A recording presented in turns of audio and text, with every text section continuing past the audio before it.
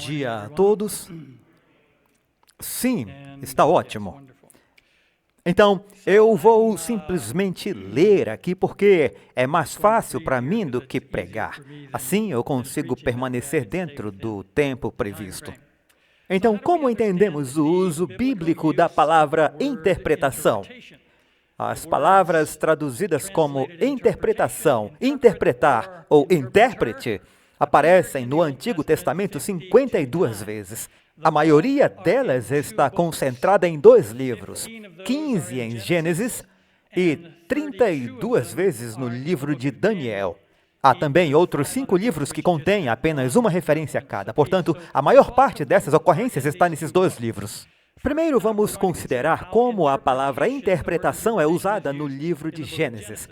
Ali encontramos o copeiro-chefe e o padeiro-chefe sendo lançados na prisão. Ambos tiveram sonhos simbólicos e lamentaram a José que não havia ninguém para interpretar seus sonhos. E José lhes disse: porventura não pertencem a Deus as interpretações? Contai-me, peço-vos. Então, o copeiro-chefe relatou seu sonho. Ele viu uma videira com 3 ramos que produziam uvas. Ele tomou algumas das uvas, espremeu-as no copo de Faraó e o colocou na mão do Faraó. José, então, apresentou a interpretação, revelando o significado dos símbolos. E José lhe disse: esta é a sua interpretação. Os 3 ramos são 3 dias. Dentro de 3 dias, Faraó levantará a tua cabeça e te restaurará ao teu cargo. E entregarás o copo na mão de Faraó, como fazias anteriormente, quando eras seu copeiro. Assim, a interpretação dos símbolos consistia em eventos literais que aconteceriam na vida do copeiro-chefe. José interpretou o sonho do padeiro-chefe de maneira semelhante, embora o resultado não tenha sido favorável para ele. E os eventos literais ocorreram dentro do tempo especificado pela interpretação. E aconteceu que, no 3º dia, que era o aniversário de Faraó, ele fez um banquete para todos os seus servos e levantou a cabeça do copeiro-chefe e do padeiro-chefe entre seus servos. E restaurou o copeiro-chefe ao seu cargo novamente, e ele colocou o copo na mão do Faraó. Mas enforcou o padeiro-chefe, como José lhes havia interpretado. Portanto, os acontecimentos foram o cumprimento literal da interpretação dada por José, e eles aconteceram exatamente como José havia interpretado. 2 anos depois, quando Faraó teve seu sonho, o copeiro-chefe relatou como José havia interpretado o dele. E aconteceu que, como ele nos interpretou, assim sucedeu. A mim ele restaurou ao meu cargo, e ao outro ele enforcou. Exatamente como havia interpretado. Portanto, a interpretação dos símbolos dos sonhos se cumpriu em eventos literais na vida do copeiro-chefe e do padeiro-chefe. José, então, foi chamado por Faraó para interpretar seu sonho. As 7 vacas saudáveis e as 7 espigas saudáveis representavam 7 anos de grande abundância. As 7 vacas magras e as 7 espigas queimadas representavam 7 anos de fome. José interpretou os símbolos como eventos literais futuros e disse que Deus estava revelando a Faraó o que estava prestes a fazer. E José disse a Faraó: o sonho de Faraó é um só. Deus mostrou a Faraó o que está prestes a fazer. A interpretação do sonho de Faraó revelou o que literalmente aconteceria ao longo dos próximos 14 anos. Desde os tempos mais antigos, uma interpretação era o significado dos símbolos e descrevia eventos literais futuros. E não me prendam a datas aqui, são apenas datas aproximadas, eu diria estimativas gerais. De maneira semelhante, Deus revelou ao rei Nabucodonosor o que aconteceria nos últimos dias. Deus, que revela os segredos, fez saber o que há de acontecer. Assim como a interpretação de José, a interpretação de Daniel descrevia eventos literais futuros. As interpretações mostravam o que Deus estava prestes a fazer. Os sonhos e visões proféticas de Daniel seguem todos o mesmo padrão. Primeiro, o sonho ou a visão é apresentado, depois o conteúdo do sonho ou da visão é interpretado por Deus por meio de Daniel ou de Gabriel. Para entender o padrão do livro, vamos primeiro observar como os capítulos proféticos anteriores de Daniel foram apresentados e interpretados, depois aplicaremos esse mesmo modelo ao capítulo 11. No capítulo 2, depois de relatar o sonho de Nabucodonosor, Daniel oferece a interpretação. Este é o sonho, e também diremos a sua interpretação diante do rei. A interpretação de Daniel explica os símbolos apresentados no sonho. Nabucodonosor é a cabeça de ouro, a média persa, os braços e o peito de prata, e assim por diante, até que a pedra que atinge os pés se torna uma grande montanha e é descrita como o estabelecimento do reino de Deus. Toda a interpretação descreve eventos literais futuros e não introduz novos símbolos que precisem de interpretação adicional.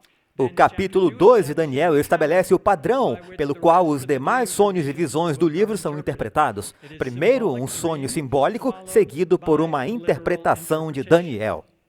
No capítulo 4, Nabucodonosor deseja conhecer o significado de seu sonho simbólico. Dize-me as visões do meu sonho que eu tive e a sua interpretação. Portanto, Daniel apresenta o significado dos símbolos do sonho como eventos literais que ocorreriam na vida do rei. Sua interpretação limita-se a explicar os símbolos da visão, sem introduzir novos símbolos, descrevendo apenas acontecimentos futuros reais na vida de Nabucodonosor. Portanto, um sonho simbólico seguido de uma interpretação literal. O mesmo ocorre no capítulo 5. Daniel interpreta a escrita simbólica na parede, descrevendo eventos literais futuros na vida de Belsazar. Primeiro, ele lê a escrita e depois explica seu significado. Esta é a interpretação. Deus contou o teu reino e lhe pôs fim, etc. Daniel não acrescenta novos símbolos, e os eventos descritos aconteceram naquela mesma noite, confirmando sua interpretação literal. Mais uma vez, um símbolo seguido de uma interpretação literal. No capítulo 7, após ver os animais, os chifres e a cena do trono celestial, Daniel pede para conhecer a verdade do sonho. Cheguei-me a um dos que estavam perto e pedi-lhe a verdade acerca de tudo isso. E ele me disse e fez-me saber a interpretação das coisas. Daniel pediu para conhecer a verdade da visão simbólica, e então lhe foi mostrada a interpretação, ou seja, a verdade consiste na explicação literal dos símbolos da visão, conforme Gabriel claramente revelou. Os 4 animais são 4 reis, os 10 chifres são 10 reinos, e o chifre pequeno representa outro reino que surgirá. Portanto, a visão simbólica é seguida por uma interpretação literal, sem a introdução de novos símbolos. Portanto, embora Gabriel utilize algumas expressões figurativas, como devorar toda a terra, perseguir os santos ou estender a mão, isso não altera o caráter geral literal da interpretação. Nem o princípio profético de que um dia representa um ano. Pelo que se vê no capítulo 8, Daniel já estava familiarizado com esse princípio. Ellen White sugere isso ao afirmar que Daniel não conseguia compreender a relação entre os 70 anos de cativeiro profetizados por Jeremias e os 2.300 anos que, em visão, ele ouviu o mensageiro celestial declarar que deveriam passar antes da purificação do santuário de Deus. Logo, ainda em visão, Daniel compreendeu que os 2.300 dias representavam 2.300 anos, sem precisar que Gabriel explicasse esse significado. Isso o deixou profundamente abalado e enfermo por alguns dias, quando Gabriel declarou que a visão da tarde e manhã era verdadeira. A causa de sua perplexidade era que ele não conseguia conciliar os 70 anos de cativeiro mencionados por Jeremias com os 2.300 anos que ouvira na visão. Essa dificuldade o levou à oração registrada no capítulo 9.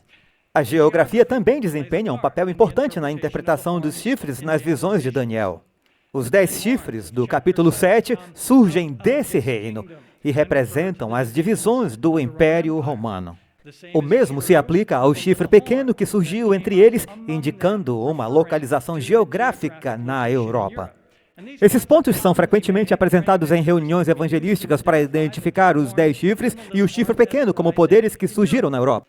Além disso, os 4 chifres do bode surgem dessa nação e representam as divisões do Império Grego, identificadas por suas localizações geográficas.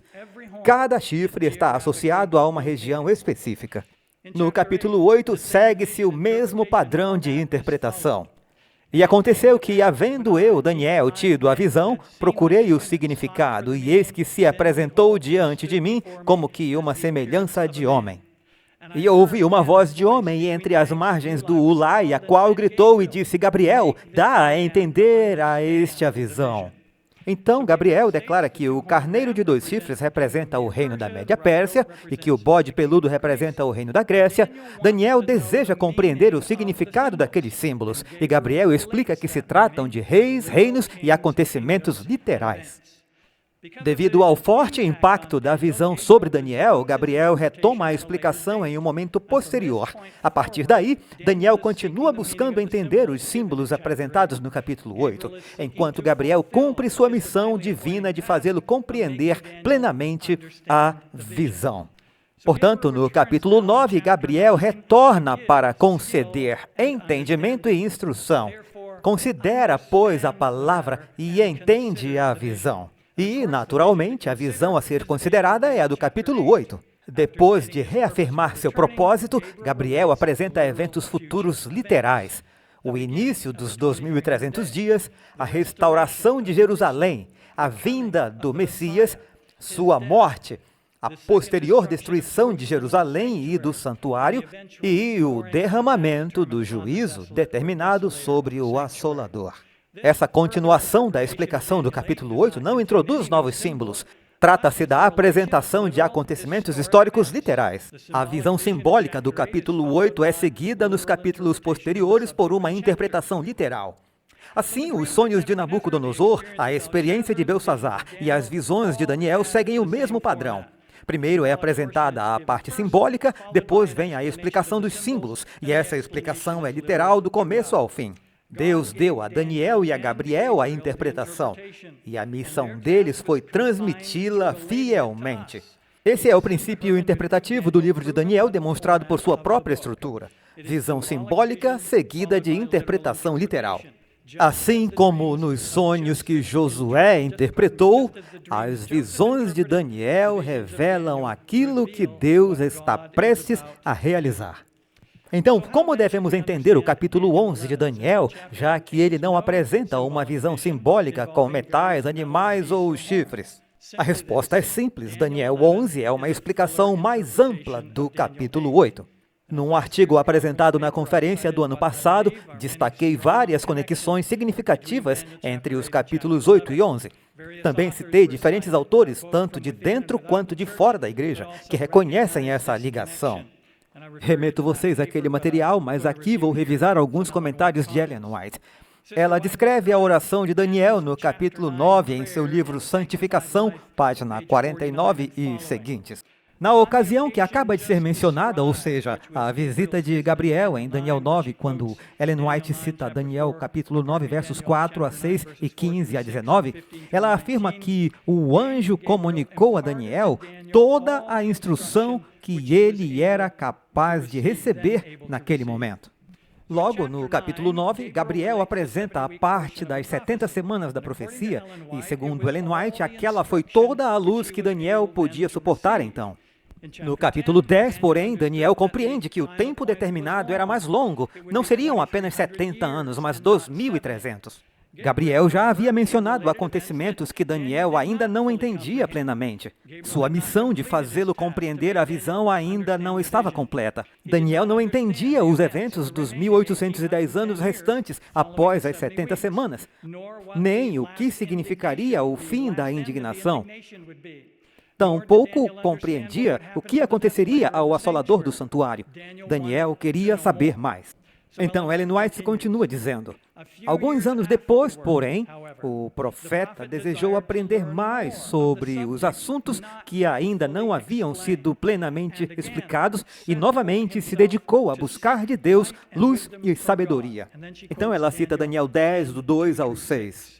Ela afirma que o Senhor veio acompanhado de outro mensageiro celestial para ensinar Daniel o que aconteceria nos últimos dias. Assim, alguns anos depois, Daniel voltou a orar, buscando luz e sabedoria sobre pontos que ainda não haviam sido totalmente esclarecidos por Gabriel em sua visita no capítulo 9. Em resposta a essa oração, Gabriel e Jesus Cristo retornam no capítulo 10 para ampliar a explicação da visão do capítulo 8, revelando o que aconteceria nos últimos dias. Gabriel, então, apresenta a explicação completa nos capítulos 11 e 12. Dessa forma, Daniel 11 e 12 constituem uma interpretação detalhada dos símbolos apresentados em Daniel 8. E, por ser uma interpretação, ela descreve eventos literais envolvendo reinos literais, seguindo o mesmo padrão estabelecido desde Gênesis e confirmado em todas as interpretações ao longo do livro de Daniel. No Novo Testamento, quando Gabriel apareceu a Zacarias, ele interpretou as Escrituras no Antigo Testamento como eventos literais na vida de João Batista. Em um sonho a José e diretamente a Maria, Gabriel interpretou as Escrituras do Antigo Testamento como predizendo eventos literais na vida de Jesus Cristo. Quando Jesus se referiu ao capítulo 9 de Daniel, ele o interpretou como descrevendo a destruição literal de Jerusalém e do templo. Ellen White escreveu que todas as predições dadas por Cristo acerca da destruição de Jerusalém se cumpriram ao pé da letra.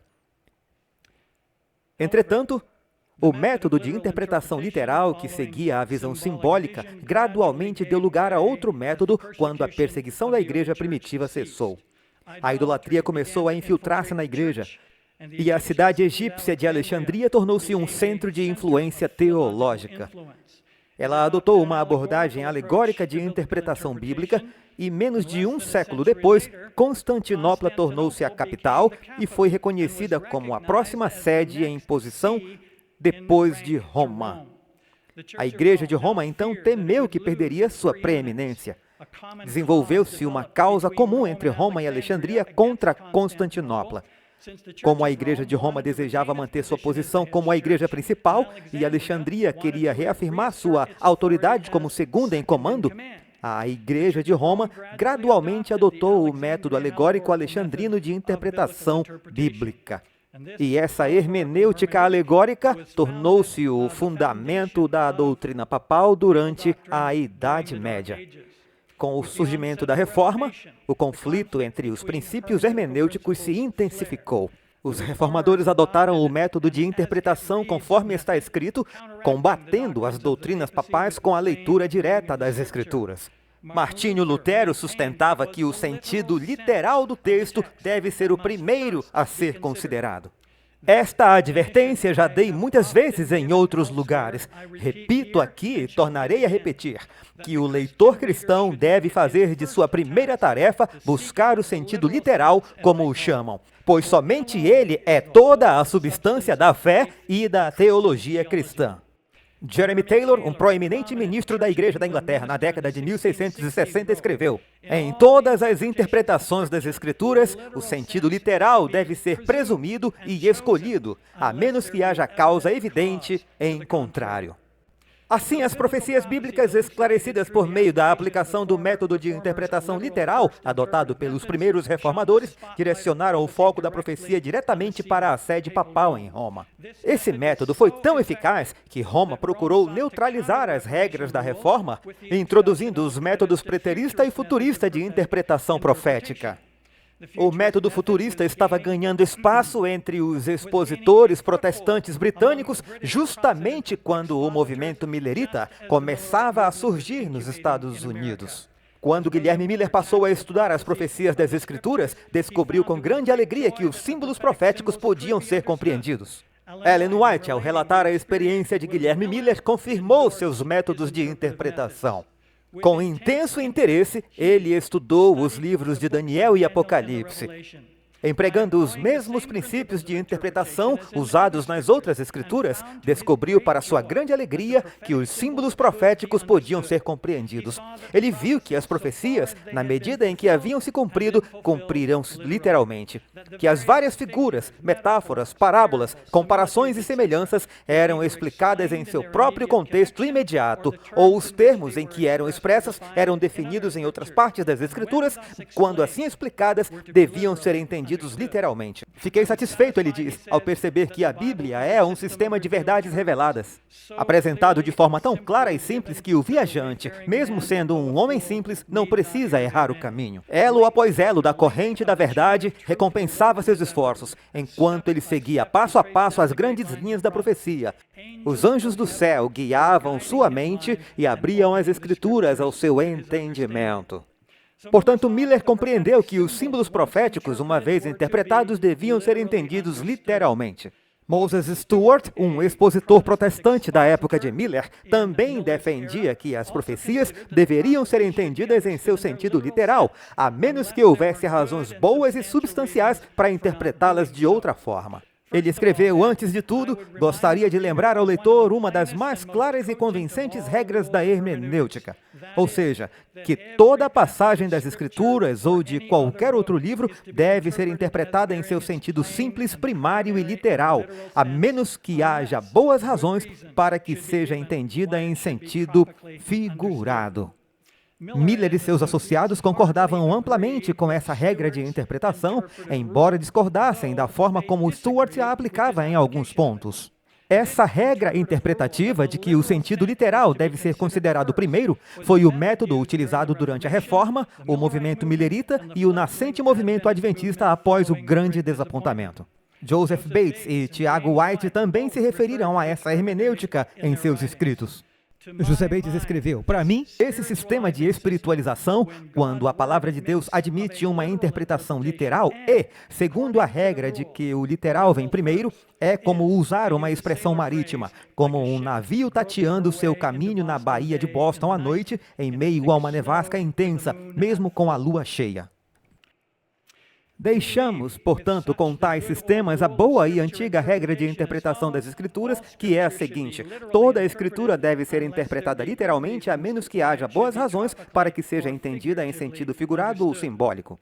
Portanto, após o Grande Desapontamento, os adventistas continuaram a usar as regras de interpretação estabelecidas por Miller. Essas regras formaram a base para a compreensão de que o santuário a ser purificado em 1844 era o templo literal no céu. Os críticos se opuseram à interpretação adventista de Daniel 8,14 como um santuário literal e, em vez disso, interpretaram o santuário como sendo a igreja, uma posição que os adventistas não aceitaram naquela época e que nós também não aceitamos hoje. Embora os primeiros adventistas entendessem que a igreja é mencionada em Daniel 8,13, eles criam que a igreja era identificada como o exército e não como o santuário. A igreja é representada em Daniel 8,13 pela palavra exército. Isso ninguém pode negar, pois o texto menciona tanto o santuário quanto o exército sendo pisados.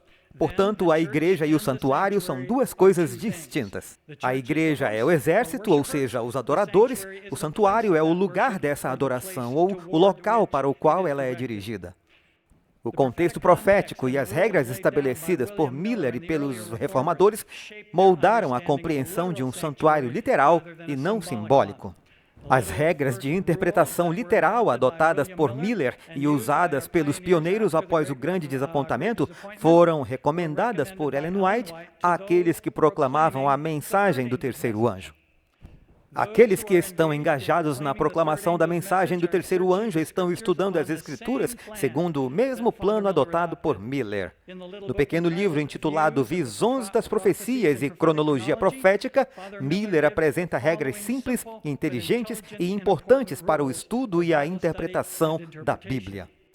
Ellen White, então, lista as 5 primeiras regras de Miller. Ela reconhece que essas são apenas parte das regras e afirma que todos fariam bem em seguir os princípios ali apresentados. O que foi apresentado acima é apenas uma parte dessas regras, e em nosso estudo da Bíblia, todos faremos bem em seguir os princípios estabelecidos. Alguns anos depois, Ellen White ecoou as palavras de seu falecido esposo, Tiago White, ao declarar simplesmente: a linguagem da Bíblia deve ser explicada de acordo com seu significado evidente, a menos que um símbolo ou figura seja empregado. Portanto, juntamente com os reformadores, os milleritas e os primeiros adventistas, Ellen White apoiou o princípio hermenêutico de que o sentido literal deve vir primeiro. Dentro da declaração de Ellen White, no Grande Conflito, encontra-se o ponto central da questão que enfrentamos como igreja. Devemos tentar explicar Daniel 11, 40 a 45, primeiramente de acordo com o seu significado evidente, ou porque o significado evidente não faz sentido, devemos avançar para o segundo passo e reconhecer nesses versículos símbolos e figuras que exigem interpretação adicional. Nossos antepassados espirituais, durante o movimento millerita e por quase 100 anos após o Grande Desapontamento, independentemente de quem identificassem como o Rei do Norte, do Sul ou o Rei Voluntarioso do verso 36, compreenderam esses últimos 6 versos de acordo com o seu significado evidente. Hoje, porém, muitos entendem que os 6 versículos finais devem ser interpretados em um sentido tipológico em vez de literal. Agora, permitam-me dizer algo sobre tipologia. A tipologia é um método legítimo de interpretar as Escrituras e não deve ser confundida com o sistema de espiritualização mencionado por alguns de nossos pioneiros. O sistema de espiritualização foi adotado por Orígenes no século III e partes dele foram posteriormente aceitas pela Igreja Católica. Orígenes ensinava que as Escrituras têm pouco valor para aqueles que as entendem exatamente como estão escritas. Ele afirmava que a fonte de muitos erros está em apegar-se à parte literal ou externa das Escrituras, e que aqueles que fazem isso não alcançarão o reino de Deus. Portanto, segundo ele, deve-se buscar o espírito e o significado mais profundo da palavra, que estariam ocultos e misteriosos. Esse sistema foi rejeitado por Ellen White, que se referiu aos que adotavam uma visão semelhante à de Orígenes como falsos mestres. Ela escreveu: as verdades mais claramente reveladas na Bíblia foram envolvidas em dúvida e escuridão por homens instruídos que, com grande pretensão de sabedoria, ensinam que as Escrituras têm um significado místico, secreto e espiritual, não evidente na linguagem utilizada. Esses homens são falsos mestres. No entanto, Ellen White reconheceu o motivo tipo-antítipo na morte de Jesus, o fim do sistema sacrificial, o dia da expiação e o Canaã celestial. Esse tipo do Antigo Testamento é cumprido no antítipo do Novo Testamento. Portanto, a questão diante de nós não é se a tipologia é um método legítimo de interpretar as Escrituras. Todos nós entendemos que é. Mas sim, se a tipologia é a regra interpretativa que deve ser empregada em Daniel 11, versos 40 a 45. Todos os nossos pioneiros espirituais estavam bem cientes do Israel espiritual do Novo Testamento e das interpretações tipológicas e escreveram sobre elas. Contudo, nenhum deles, independentemente de sua identificação dos personagens nos versos finais de Daniel 11, utilizou uma abordagem tipológica para o texto. O catalisador para a adoção da abordagem tipológica foi o fracasso do Império Otomano em mover sua capital de Constantinopla para Jerusalém, um evento que havíamos previsto que aconteceria, mas não aconteceu. E a criação do moderno Estado de Israel, que havíamos previsto que não aconteceria, mas aconteceu. Para uma análise desses eventos, novamente, consulte meu último artigo. Desde então, a abordagem tipológica tem ganhado aceitação e temos evitado ver qualquer cumprimento de eventos futuros no Oriente Médio.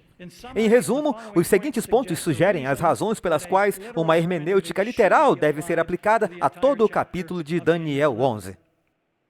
O significado óbvio deve ser compreendido, a menos que um símbolo ou figura seja utilizado. Portanto, Ellen White escreveu de forma sucinta em sua obra clássica O Grande Conflito que a linguagem da Bíblia deve ser explicada de acordo com seu significado óbvio, a menos que um símbolo ou figura seja empregado. E essa frase descreve como a Bíblia deve ser interpretada. Ela deve ser compreendida de acordo com seu significado óbvio, a menos que um símbolo ou figura seja utilizado. O significado literal e evidente deve ser considerado primeiro. Se isso não funcionar, então deve-se procurar um significado simbólico. Ao considerarmos os 6 versos finais, qual é o significado óbvio da palavra norte? Qual é o significado óbvio da palavra sul? Qual é o significado óbvio da palavra terra? E assim por diante. Não há símbolos aqui. O significado óbvio das palavras deve ser aceito. Isso reduziria grandemente o amplo número de possíveis interpretações que a abordagem simbólica permite. Também ajudaria a evitar o abandono dos significados óbvios dos termos direcionais e geográficos.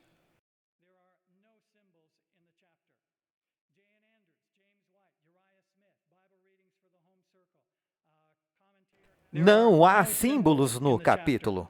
J.N. Andrews, Tiago White, Urias Smith, o livro Estudos Bíblicos para o Lar, o comentarista Adam Clarke, Leslie Hardin, entre outros, todos ensinaram que Daniel 11 é um capítulo desprovido de símbolos. Novamente, Tiago White, num artigo da Review de 1878, afirma que Daniel 11 está sem símbolos. E há uma linha de profecia histórica no capítulo 11, onde os símbolos são deixados de lado, começando com os reis da Pérsia, passando pela Grécia e Roma, até o tempo em que aquele poder chegará ao seu fim e ninguém o ajudará. Uma vez que os símbolos são deixados de lado em Daniel 11, isso incluiria também os 6 versos finais. Se não há símbolos, então, como afirmou Ellen White, a linguagem deve ser explicada de acordo com seu significado óbvio. Norte significa norte, sul, sul. Terra significa terra. Daniel 11 é uma interpretação de Daniel 8. A razão pela qual os símbolos são deixados de lado em Daniel 11 é que ele é uma interpretação de Daniel 8. Uma interpretação é uma explicação literal dos símbolos da visão. Gabriel, no capítulo 11, veio para mostrar a Daniel a verdade da visão de Daniel 8. A verdade, de acordo com Daniel 7,16, é a interpretação. Em Daniel 11, verso 2, quando Gabriel vem mostrar a Daniel a verdade, ele está vindo para lhe mostrar a interpretação da visão do capítulo 8, expondo os eventos futuros da história, desde o tempo de Daniel até a vinda de Jesus Cristo. A interpretação de um símbolo deve ser compreendida literalmente. Ellen White concordou com os métodos interpretativos de Guilherme Miller e declarou que aqueles que proclamam a mensagem do terceiro anjo estão examinando as Escrituras segundo o mesmo plano adotado pelo pai Miller. Ela ensinou que as várias figuras, metáforas, parábolas, comparações e semelhanças eram explicadas em seu contexto imediato ou, caso contrário, em outras partes das Escrituras. Uma vez que essas várias figuras eram explicadas e definidas, então deveriam ser compreendidas literalmente. Portanto, visto que Daniel 11 é uma interpretação de Daniel 8, onde os símbolos são deixados de lado, a narração de Gabriel é, consequentemente, uma descrição dos eventos literais, não símbolos que necessitam de interpretação adicional. E, finalmente, não se pode ver no capítulo nenhuma razão boa ou substancial para uma mudança nesse método. Guilherme Miller, junto com Tiago White, Joseph Bates e outros, reconheceram o princípio bíblico de interpretação de que o sentido literal deve ser considerado primeiro, e caso pareça contradizer o bom senso, então o figurado. Como saber quando uma palavra é usada figuradamente? Se ela faz bom sentido como está e não viola as simples leis da natureza, então deve ser entendida literalmente, caso contrário, figuradamente. Intérpretes não mileritas também reconheceram que o sentido literal deveria ser considerado primeiro e escreveram que deve haver razões significativas para entender uma passagem como figurativa. O sentido natural de todas as palavras é o sentido original e literal. A própria expressão sentido figurado mostra que o significado natural das palavras está sendo deixado de lado. Mas, para deixar isso de lado, deve existir razões boas e substanciais. Portanto, visto que Daniel 11 é uma interpretação de Daniel 8 e que os primeiros 39 versos são geralmente interpretados como eventos literais, quais são as razões boas e substanciais para mudar a hermenêutica de literal para simbólica? Qual é a causa evidente no próprio texto que exigiria essa mudança para a linguagem simbólica? Se os símbolos foram deixados de lado, como afirmam Andrews, White e outros, que razões textuais revelam a necessidade de introduzir símbolos nos últimos 6 versos? Visto que os símbolos do capítulo 8 estão sendo explicados por Gabriel no capítulo 11, e quando assim explicados devem ser entendidos literalmente, segundo Miller e Ellen White, por que a interpretação literal de Gabriel dos eventos deveria ser novamente considerada simbólica? E, finalmente, em consideração ao argumento, deveríamos considerar os últimos 6 versos do capítulo 11 como simbólicos, visto que a tarefa de Gabriel era explicar os símbolos do capítulo 8, onde Gabriel os explica? A evidência para aplicar uma hermenêutica literal a todo o capítulo 11 de Daniel 11 é ampla e profunda. A relutância em aceitar essa evidência pode refletir, e aqui eu especulo, o receio de aceitar que a Turquia necessariamente seria o poder que chegaria ao seu fim no verso 45. No entanto, a Turquia não é necessariamente o poder final exigido por um texto interpretado literalmente. O uso bíblico da palavra interpretação refere-se ao significado dos símbolos e descreve eventos literais futuros. Portanto, pelas razões apresentadas, uma hermenêutica literal, em vez de tipológica, deve ser aplicada a Daniel 11, 40 a 45.